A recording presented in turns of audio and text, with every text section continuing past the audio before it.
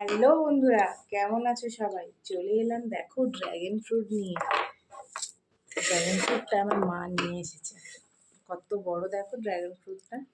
চলো, এই প্রথমবার খাবো। তোমরা খেয়েছো কিনা অবশ্যই কমেন্ট করে জানিও। তখন আমি কেটে দেখাচ্ছি তোমাদের এটা কেমন হয়।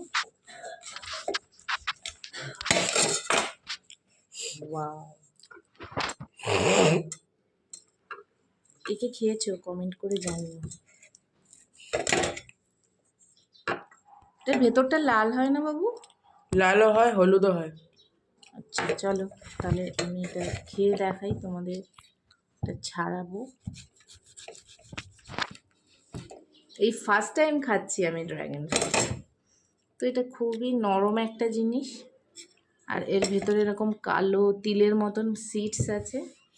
আর এই দেখো, এই খোসাটা এইভাবে পিল করা যায়, তোমরা দেখতে